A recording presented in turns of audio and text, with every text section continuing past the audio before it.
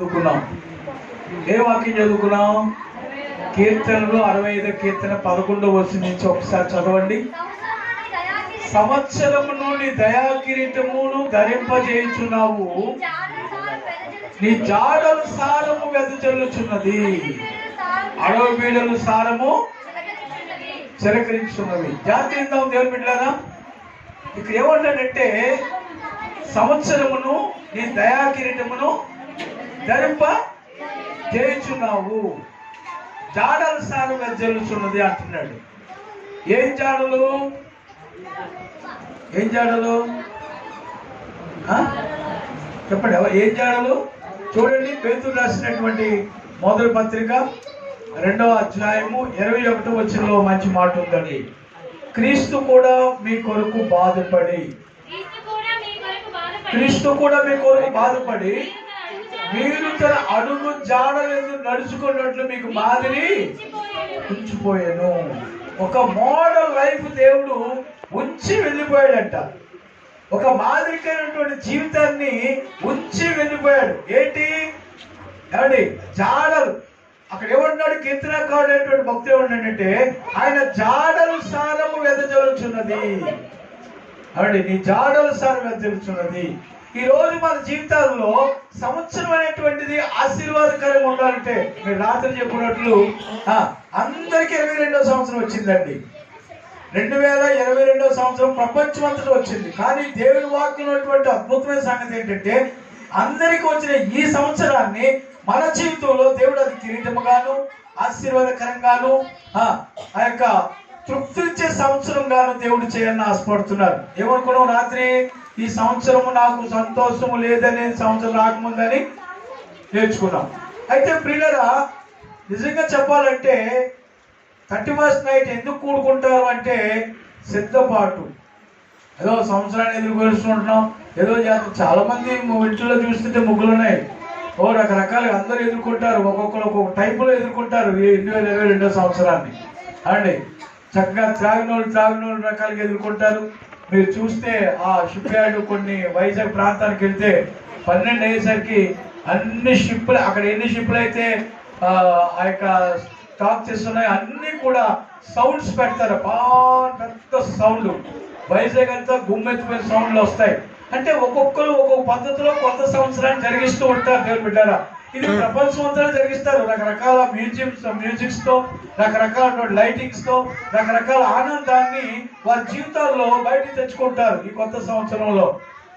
కానీ దేవుని వాక్యంలో చెప్పబడిన మాట ఏంటంటే, దేవుని బిడ్డారా, సంవత్సరాన్ని దయా కిరీటంగా ఇస్తాడు దేవుడు.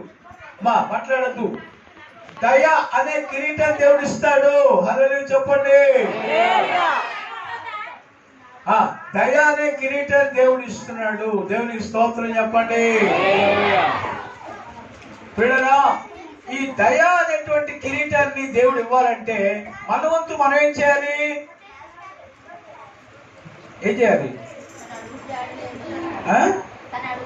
ఎస్, ఆయన అడుగు జాడల్లో అండి, క్రీస్తు కూడా మీ కొరకు బాధపడి తన అడుగు జాడల్లో నడుచుకున్నట్లు మీకు మాదిరి ఉంచిపోయినని చెప్తున్నాడు దేవుడు.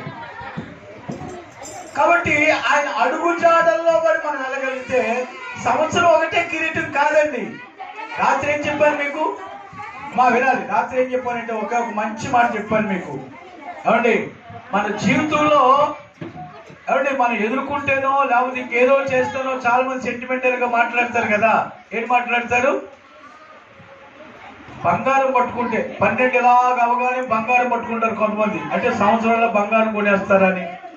అది లేకపోతే నేనైతే బైబిల్ చదివేవాడిని, ఇలా తీసి తక్కువ బైబిల్ చూసి బైబిల్ చదివేవాడిని, ప్రార్థన చేసేవాడిని. మంచిది అలవాటు. ఒక్కొక్కరు ఒక్కొక్క అలవాటుతో సంవత్సరాన్ని ప్రారంభిస్తారు. కానీ 2021 ఎలాగ ఉందో 2022 అలాగే ఉంటుంటుంది. ఎందుకో తెలుసా? 2021లో నువ్వు ఎలా ఉన్నావో 22లో కూడా నువ్వు అలాగే ఉంటావు. కాబట్టి ఏ మార్పు చేర్పులు ఉండవండి ప్రియులారా. జీవితం మార్చబడితే, బ్రతుకు మార్చబడితే మాత్రం దేవుని బిడ్డలారా ఖచ్చితంగా దేవుడు సంవత్సరాన్ని కిరీటంగా మారుస్తాడు, ఆశీర్వాదకరంగా మారుస్తాడు.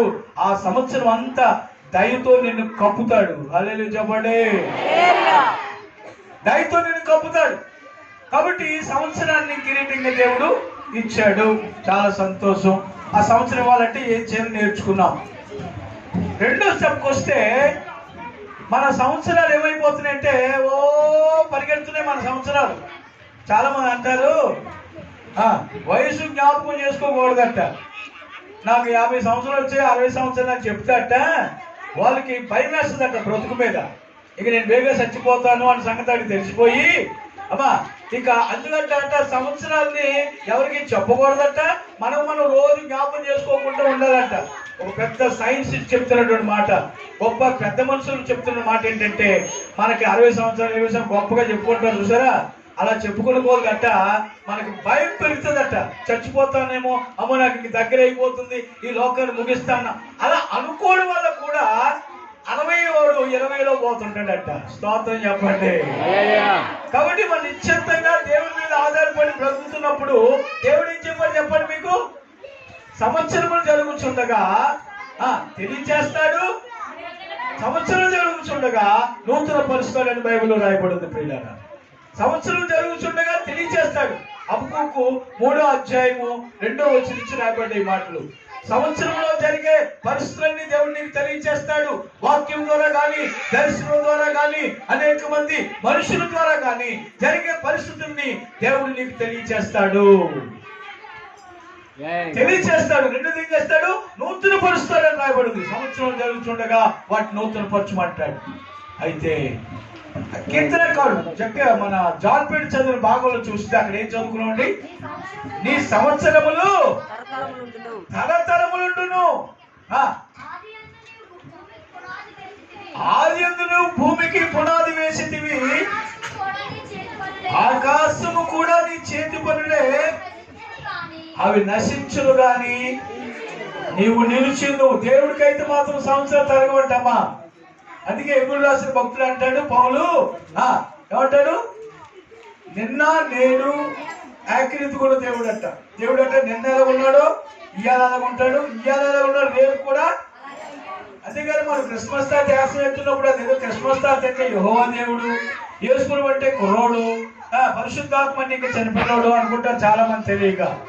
క్రిస్మస్ తాత దేవుడు కాదు ప్రియులారా, దేవుడు కాదు. క్రిస్మస్ తాత అంటే దేవుడు కాదు. ఎందుకంటే అదొక రాజు గారు. క్రిస్మస్ తాత రాజు అనమాట, ఒక రాజు. దానికి ఒక చరిత్ర ఉంది. సరే, ఏదైనప్పుడు కూడా దేవుడు పెట్టారా, దేవుడు ఇప్పుడు అంత బాగా గడ్డలు పడిపోయి ముసలుడు అయిపోయి అనుకోకండి చాలా మంది. ఆయన నిన్న నేను ఏకరీతిగా అంటే ఫస్ట్ ఆరంభంలో ఈ శబ్దం వచ్చినప్పుడు, ఇదంతా కూడా నిరోధంగా ఉన్నప్పుడు, ఇదంతా చీకటి కమ్మి ఉన్నప్పుడు దేవుడు ఎలాగైతే ఉన్నాడో ఇప్పుడు అలాగే ఉన్నాడు. ఒక 50,000 సంవత్సరాల తర్వాత సృష్టి ఎలా ఉంటుందో అలాగే ఉంటాడు దేవుడు అని రాయబడి. చూడండి ఇప్పుడు ఎప్పుడు రాసిన పత్రిక 1వ అధ్యాయము 12వ వచనం. 1 ఉత్తరీయం వలె వాటిని మడిచివేతువు కానీ నీవు ఏకరీతిగానే ఉన్నావు, నీ సంవత్సరములు తరగవని చెబుతున్నాడు. అయితే నీ శత్రువుడు నీ పాదములకు పాదపీఠముగా చేయు వరకు నా కుడి పార్శ్వమున కూర్చుండుము. దేవునికి స్తోత్రం చెప్పండి. దేవుని బిడ్డలారా, ఏమంటున్నాడు మాట ఏంటంటే నువ్వు ఏకరీతిగా ఉన్నావు. దేవుడు అంట బాగా అర్థమవుతుంది కదా వాక్యం మీకు. ఫస్ట్ స్టెప్ ఏంటంటే దేవుడు సంవత్సరానికి కిరీటం ఇస్తున్నాడు. ఎప్పుడు ఇస్తాడు? ఆయన జాడో ఉన్న సారం. ఎందుకంటే ఎంత సారం ఉందో 60 కీర్తనలోనే రాశాడు. కింద వచ్చినాల్లో అమ్మా పచ్చిక పళ్ళు పట్టట్లేదు, చాలా మాటలు చెప్తున్నాడు కిందని పరిశుద్ధాత్ముడు. రెండో స్టెప్కి వచ్చేసరికి దేవుడు మాత్రం ఏకరీతికున్నవాడు. నిన్న నేడు ఏకరీతికున్నవాడు దేవుడు. స్తోత్రం చెప్పండి. ఎందుకంటే మానవుని యొక్క ఆయుష్కాలము, మొట్టమొదటి మనుషుడైతే మెతూషెల మనుషుడు 969 సంవత్సరాలు బ్రతికాడు. 6వ అధ్యాయం 3వ వచనంకి వచ్చేసరికి దేవుడు అన్నాడు, నరులు అక్రమిష్యులు నరమాతులైనారు కనుక వారి ఆయుష్కాలము 120 ఏళ్ళవి నన్ను అంటాడు దేవుడు. అక్కడ 120 సంవత్సరాలకు వచ్చేసింది. దావీదు కాలంలో చెప్తాడు, మానక ఆయుష్కాలం 70 సంవత్సరాలు, అధిక బలం ఎక్కువ బలం ఉంటే ఇంకో 10 సంవత్సరాలు ముగుతున్నట్ట. దేవుని స్తోత్రం చెప్పండి. దేవుని బిడ్డారా, సోదరి సోదరులారా, దేవుని యొక్క సన్నిధిలో ప్రభు మాట్లాడుతున్న మాట చూడండి. అదే ఇక కొంచెం ముందుకెళ్ళిపోతే యాకోబు రాసిన పత్రిక వచ్చేసరికి యోబు అంటాడు, జ్ఞానుడు అంటాడు. 15వ అధ్యాయం 5వ వచనంలో యోబు అంటాడు, నా ఆయుష్కాలము జ్ఞానుడంతగా నెలలు పరిమితి అంటాడు. దావీదు అంటాడు, బెత్తులంతగా చేసేవంటాడు. యాకోబు రాసిన పత్రిక వచ్చేసరికి అక్కడేమంటాడు, మానవుడు ఒట్టి ఊపిరి, ఎంతలో కనబడి అంతలో మాయమి ఒట్టి ఊపిరి అని. అందుకే చూడండి కాదు, ఇప్పుడు మొన్న ఎవరో ఇక్కడే ఈ ఊళ్ళో ఎవరో ఎక్కడో ఒక్కడ మొత్తం మీద నేనే షాక్ అయ్యాను. అయ్యో ఇప్పుడు కనిపించాడు నాకు. దేవుని వాక్కు ఎంత యథార్థమైందో చూడండి దేవుని బిడ్డలారా. అంతలో కనబడి అంతలో మాయమి ఆవులు పట్టుకోవాలి, నేను బాక్సర్ని, నేను బాడీ బిల్డర్ని, లేకపోతే నేను చాలా కరాడు ఫైటర్ అనుకున్న వాళ్ళు కూడా జ్వరం వచ్చేసరికి 3 మనుషులు లేకపోవాల్సిన పరిస్థితి దిగజారిపోతాడన్న సత్యాన్ని మనం గుర్తించగలగాలి. దేవుడి స్తోత్రం. సరే, 3వ స్టెప్కి వస్తే, ఎందుకంటే టైం అవుతుంది కనుక నేను క్లోరీకరించి క్లుప్తంగా మాట్లాడేస్తున్నాను. 3వ స్టెప్కి వచ్చేసరికి దేవుడి బిడ్డలారా జాగ్రత్త వినండి.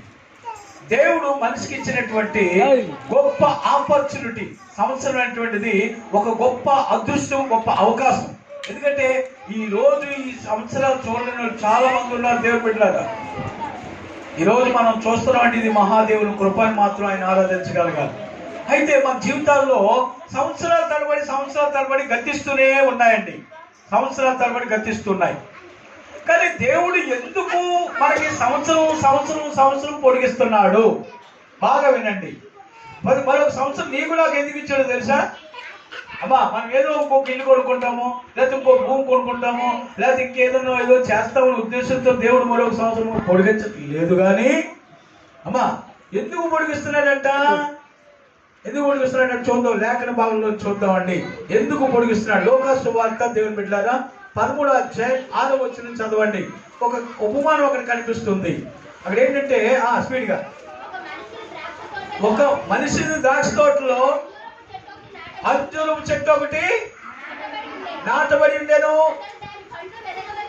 అతడు తన పండ్లు వెతుకు వచ్చినప్పుడు ఏమీ దొరకలేదు కనుక అతడు, ఇదిగో 3 సంవత్సరాల నుండి నేను ఈ అంజూరు పండ్లను వెతుకుచున్నాను, కానీ ఏమీ దొరకట్లేదు, దీన్ని నరికివేయము, దీనివల్ల ఈ భూమి ఎలా వ్యర్థమైపోవాలని ద్రాక్ష తోట మాలితో చెప్పాను. అయ్యా, నేను దాని చుట్టూ చదివి ఎరువు వేయి మట్టుకు ఈ సంవత్సరం కూడా, అనగా ఈ 2022 సంవత్సరం కూడా ఉండనిమ్ము. అవి ఫలించినా సరే లేని ఎడల నరికించి వేయమని అతనితో చెప్పాను. ఎందుకు దేవుడు నా జీవితంలో మరొక సంవత్సరాన్ని పొడిగించాడు? జాగ్రత్త వినండి, చాలా మంచి మాటలు. ఎందుకు పొడిగించాడంటే మనం ఏదో గొప్ప కార్యాలు చేస్తున్నామనో, లేకపోతే ఇంకేదో సంపాదించుకుంటామనో, ఎంత నరతోటనంతా చూసి ఈ నరతోట నశింప చేయడం ఎందుకని, అందులో మనం నుంచాడేమో కాదు. కానీ సంతోషి ఇప్పుడే పట్టుపరు స్తోత్రం చెప్పండి. దేవుని బిడ్డలారా, సోదరులారా, దేవుని యొక్క సన్నిధిలో ఇక్కడ ఏం మాట్లాడుతున్నారు దేవుడు? ఒక ఆయన కంట బాగా వినండి. ఒక ఆయనకి ఏ తోట ఉందమ్మా? ద్రాక్ష తోట ఉంది ఒక ఆయనకి. ఈ ద్రాక్ష తోటలో మధ్యలో ఏముందంట? అంజూరు చెట్టు ఉందంట. ఒక రోజు యజమాని వెళ్ళి అంజూరు చెట్టు చూశాడంట. అంజూరు చెట్టును చూస్తే ఏమి కనబడలేదంట, పచ్చగా ఉంది కానీ కాయలు ఏమి లేవంట. వెంటనే ఆ తోట వాళ్ళు పిలిచి, ఏవయ్యా ఇది ఎందుకయ్యా ఇంత పెద్ద చెట్టు, 3 స్థలాన్ని ఆక్రమించింది ఇది, కాబట్టి దీన్ని నరికించే అని చెప్పాడంట. అయితే ఆ తోట వాళ్ళు వచ్చానంట, అయ్యా నేను బురుజులు కడతాను, నీళ్లు పెడతాను, అన్నీ చేస్తానయ్యా, ఈ సంవత్సరము ఉండనివయ్యా. అంటే నరికేస్తే మళ్ళా సిగరెడుతుంది, పీకేస్తే ఇక రాదు.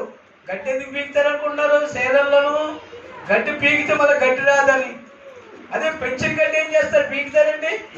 అన్నమ్మా గడ్డి వేస్తాం కదా, పెంచుతాం కొంత గడ్డి, దాన్ని పీకుతారా కోస్తారా? కోసి మళ్ళీ పిండేస్తారు. బాగా వినండి, ఏమన్నాడు? నరికించి వేయమని అంటున్నాడు.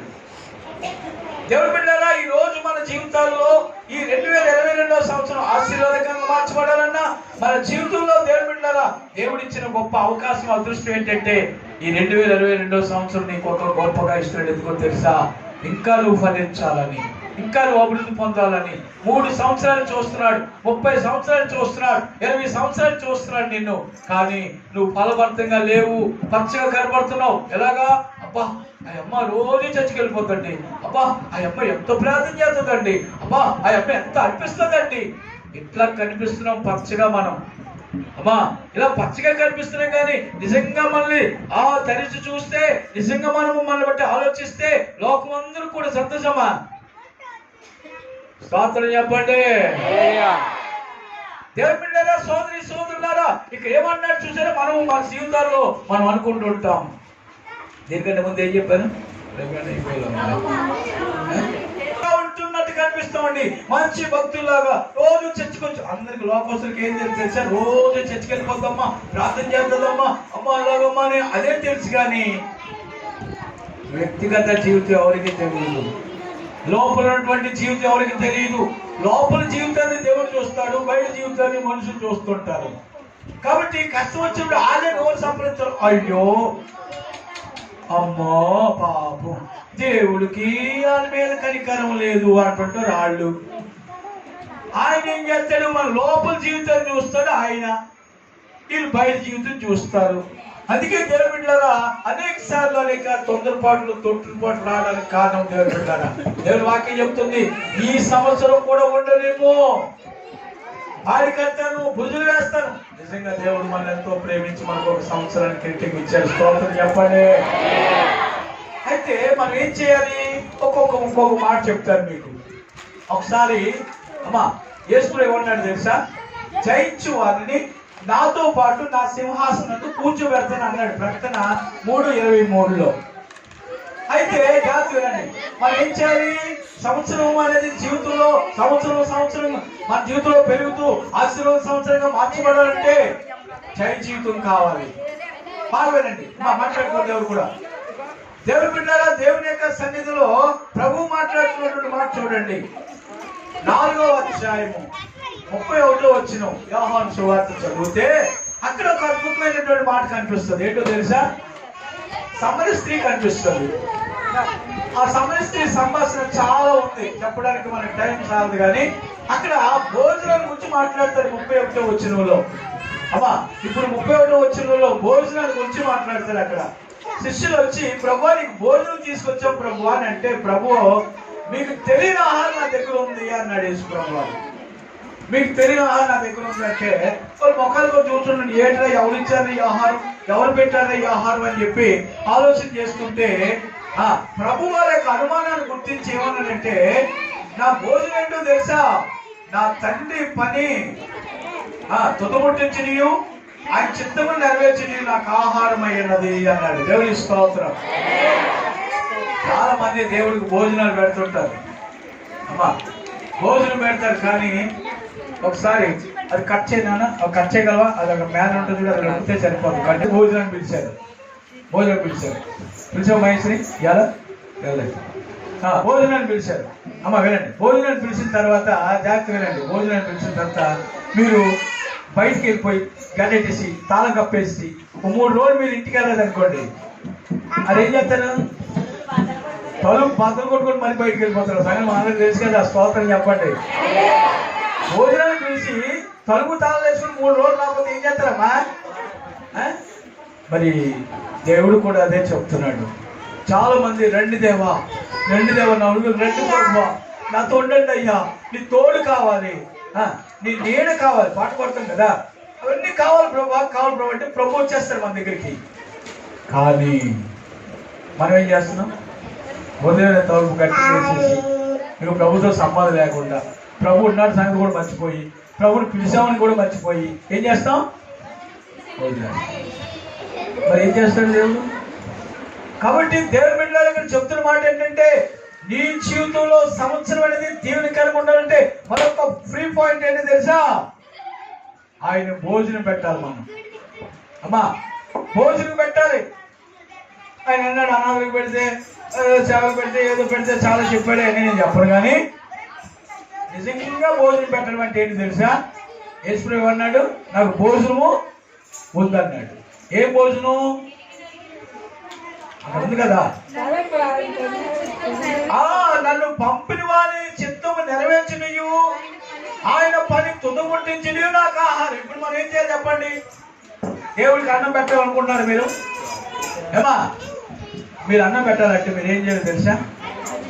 ఈ భౌతికమైన అన్నం తిండి ఆయన. ఎందుకంటే నేను ఆత్మను కనుక నన్ను ఆరాధించేవాడు ఆత్మతోను సత్యంతోనూ ఆరాధించని చెప్తున్నాడు ఆయన.